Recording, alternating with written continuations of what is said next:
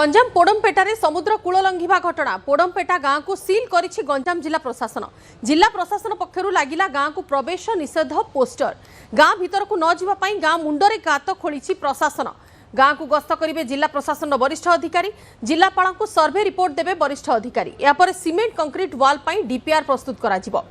पोडमपेटार विभिन्न अंश वर्तमान समुद्र रे लीन होई गलाडी एवं लोक माने मध्य भय रे थिले तेबे जेकोसी मुहूर्त रे किछि भी भयावह परिस्थिति सामना को आसी पारे समुद्रर कराल रूप जेहेतु वर्षा दिन टिके नजर को आसे सेथि पई जिला प्रशासन पक्षरु एमिति व्यवस्था करा जायछि। एक्सक्लूसिव फुटेज आपण देखुछंती गाँ मुंडरे गात खोला जायछि एवं गाँ को प्रवेश निषेध पोस्टर मध्य लगा जायछि। गाँ को वरिष्ठ प्रशासनिक अधिकारी माने गस्त करिवे जिलापाल को सर्वे रिपोर्ट देबे या पर सीमेंट कंक्रीट वाल पई डीपीआर प्रस्तुत कराजिबो। जिला प्रशासन को लगी गाँ को प्रवेश निषेध पोस्टर एवं ता सहित पोडमपेटा गाँ को सील करिछि गंजाम जिला प्रशासन। गंजाम पोडमपेटारे स्कूल क्षमा करेंगे समुद्र कूल लंघिबा घटना रे वर्तमान एमिति किछि एक्शन नहीं जिला प्रशासन लोकों को से स्थान स्थानांतर सह गाँ को सील करा जायछि एवं गाँ भीतर को प्रवेश निषेध पोस्टर मध्य मरा जायछि। जिला प्रशासन पक्षरु गाँ भीतर को न जिबाकू गाँ मुंडरे ही गात खोलिछि प्रशासन ता सहित गाँ को जिला प्रशासन वरिष्ठ अधिकारी जिबे से माने जिलापाल को सर्वे रिपोर्ट देबे प्रकृत रे गाँ स्थिति केमिति अछि समुद्र केते मात्रा रे गाँ को वर्तमान ग्रास कर चली एवं यहाँ पर ही सीमेंट कंक्रीट वाल पाई डीपीआर प्रस्तुत करा जिवो। एक्सक्लूसिव फुटेज आपण देखुछंती समुद्र गर्भरे एठी लीन हो जाउछि धीरे धीरे पोडमपेटा गाँर अधिकांश अंचल एवं गाँ लोकों भितर मध्य भयर वातावरण थिला से अंचल को असुरक्षित एवं से लोक मानकु किपरि सुरक्षित रखा जाई पारिबो सेही क्रम रे जिला प्रशासन पक्षरु गाँ को प्रवेश निषेध पोस्टर लगा जाइछि एवं पोडमपेटा गाँ को सील करिछि गंजाम जिला प्रशासन।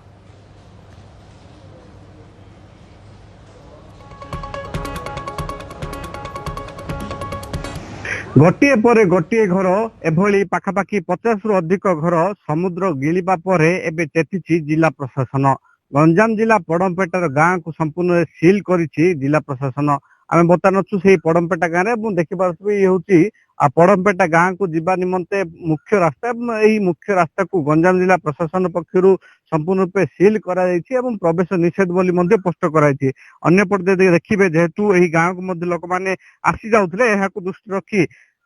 जेभले गंजाम जिला प्रशासन पक्षरु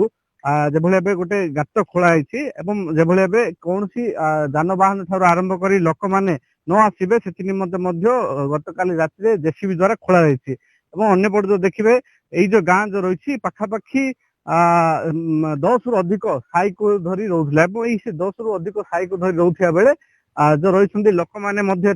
बसवास करथिले एवं समस्त मध्य गोटे आशा रही जे जितेबाला समुद्र गिली गिली आसी निश्चित भाव जिला प्रशासन कौन प्रकार पदक्षेप नब। अनेक जो मत्स्यजीवी मान परिवार रोते मत्स्यजीवी परिवार मानकर एटा गोटे स्वप्न घर थिला एवं देखिपारे अति सुंदर सुंदर भाव घर को निर्माण करथिले किंतु समुद्र जो कराल रूप रही से कराल रूप संपूर्ण गाँ संपूर्ण रूपे जनशून्य हो जाइए। आज कहीं जड़े भी घरे रहू ना देखिपे बड़ बड़ घर रही एवं सब घर जराजीर्ण अवस्था को पलि आसला कारण लोके यही घरे रोनुवा बेले जो रही जो परिवार सदस्य माने जेहेतु लक्ष लक्ष टंकार घर कर घर संपूर्ण रूपे जहाँकि माटी मिसवा केवल जे माटी मिसब ता नुहे बर समुद्र जेहेतु ढेउ बड़ बड़ आसुची जहाँ फल लोके चिंतित और एଠିकार जो देखिए स्थानीय बासिंदा माने गोटे चिंतार अच्छा किभली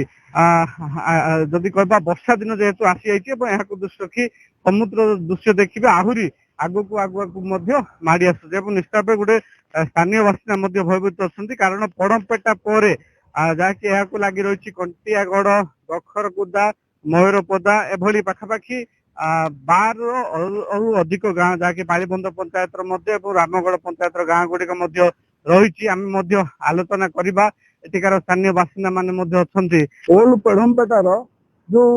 पुराना साई मंदिर थिला भुसुड़ी पड़ला से भिडियोटा देखि सारा पर जिलापाल आमको डकई पठेले एवं आम 6 खंड ग्रामर 100 रु 150 लोक जिलापाल को जाई भेटिथिलु एवं जिलापाल एवं मान्यवर विधायक सहित मिसी आमे जो कथबार्ता हेलु जिलापाल कहले जे मु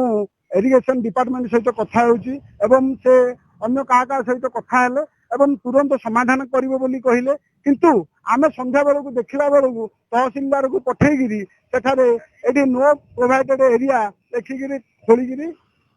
ଇଏ କରିଦେଇଛନ୍ତି। କିନ୍ତୁ ଆମେ ଚାହୁଁଛୁ ସ୍ଥାୟୀ ପ୍ରତିକାର, କାରଣ ଦିନକୁ ଦିନ ଜୁଆର ମାଡରେ ଏ ସମ୍ପୂର୍ଣ୍ଣ ପୋଢମପେଟା ଗ୍ରାମଟି ଯୋଉ 400 ରୁ 500 ଘର ଥିଲା ସମୁଦ୍ର ଗର୍ଭରେ ଲୀନ ହେଇଗଲାଣି। ଆ ପରେ ଆସୁଛି କଣ୍ଟିଆଗଡ଼ ପାଳି ଏବଂ କଣ୍ଟିଆଗଡ଼ ପରେ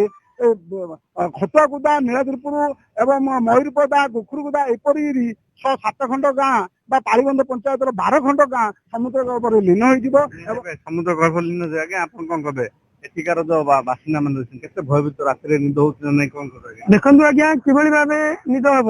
ଏଇ କୂଳ ଖାଇବା ଦ୍ଵାରା ଖାଲି ଏତିକିରେ ସୀମିତ ନାହିଁ। ଆମର ଜୀବନ ଜୀବିକା ଯାହାକୁ କୁହାଯାଉଛି କାଜୁ ଜଙ୍ଗଲ, ଝାଉଁ ଜଙ୍ଗଲ, ତାହା ମଧ୍ୟ ସମୁଦ୍ର ଗର୍ଭରେ ଲୀନ ହେବାରେ ଲାଗିଛି। ତେଣୁ ଲୋକମାନେ ନିହାତି ଭାବେ ବହୁତ ଭୟଭୀତ ଅବସ୍ଥାରେ ଅଛନ୍ତି। ତେଣୁ ଆମେ ଆପଣମାନଙ୍କ ଜରିଆରେ ଜିଲ୍ଲା ପ୍ରଶାସନ ଏବଂ ମାନ୍ୟବର ବିଧାୟକଙ୍କୁ ଅନୁରୋଧ କରୁଛୁ,